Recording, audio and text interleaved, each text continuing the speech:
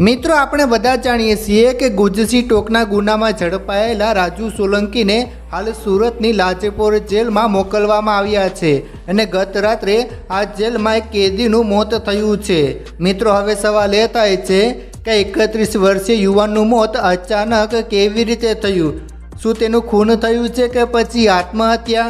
શું આ કેસમાં રાજુ સોલંકીનો કોઈ હાથ હોઈ શકે છે? કારણ કે રાજુ સોલંકીના ગયા બાદ જ આ વ્યક્તિનું મોત નીપજ્યું છે।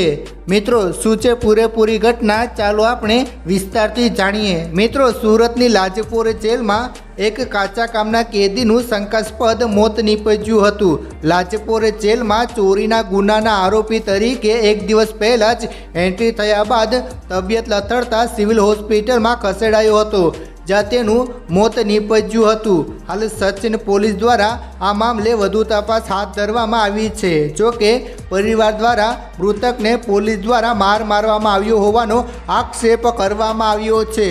મૃતક સામે ચોરીના ગુના નોંધાયેલા છે। મિત્રો મળતી માહિતી પ્રમાણે ઉત્તરાણ વિસ્તારમાં 35 વર્ષીય મહેશ જીવાભાઈ વાળા પરિવાર સાથે રહે છે।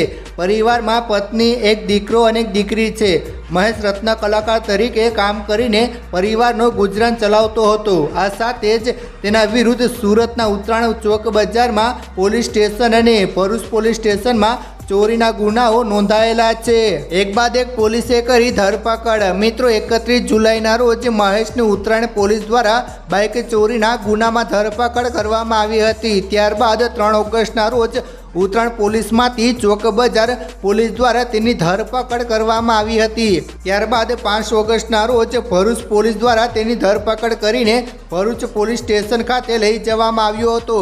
ભરૂચ પોલીસ સ્ટેશનમાં એક દિવસ રાખ્યા બાદ 6 ઓગસ્ટના રોજ તેને લાજપોર જેલ ખાતે મોકલી દેવામાં આવ્યો હતો। તબિયત લથડતા હોસ્પિટલ ખસેડાયો। મિત્રો ગત રોજ 7 ઓગસ્ટના રોજ સવારે 10 વાગ્યે મહેશની તબિયત લથડતા લાજપોર જેલ ખાતેની સિવિલ હોસ્પિટલ ખાતે ખસેડવામાં આવ્યો હતો।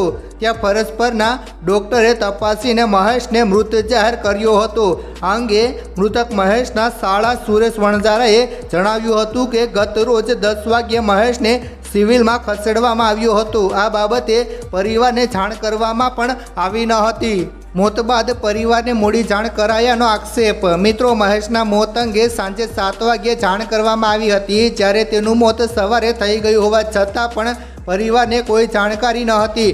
7 વાગ્યે પરિવારજનો સિવિલ હોસ્પિટલ પહોંચી ગયા હતા, છતાં પોલીસમાંથી કોઈ પણ ત્યાં હાજર ન હતું। રાત્રે 2 વાગ્યા સુધી પરિવારજનો અહીં બેઠા હતા, પરંતુ કોઈ પોલીસ આવી ન હતી। સાથે જ પરિવારજનોને મૃતદેહ પણ જોવા દેવામાં આવ્યો ન હતો। પરિવારજનોની ફોરેન્સિક પોસ્ટમોર્ટમની માંગ। મિત્રો લાજપોર જેલમાં કાચા કામના કેદી તરીકે એક દિવસ પહેલા મહેશનું તબિયત લથડતા તેમનું મોત નીપજ્યું હતું। સચિન પોલીસ દ્વારા હાલ તપાસ હાથ ધરવામાં આવી છે। પરિવારજનો દ્વારા ફોરેન્સિક પોસ્ટમોર્ટમની માંગ કરવામાં આવી છે, જેથી પોસ્ટમોર્ટમ બાદ મહેશના મોતનું સાચું કારણ જાણવા મળશે।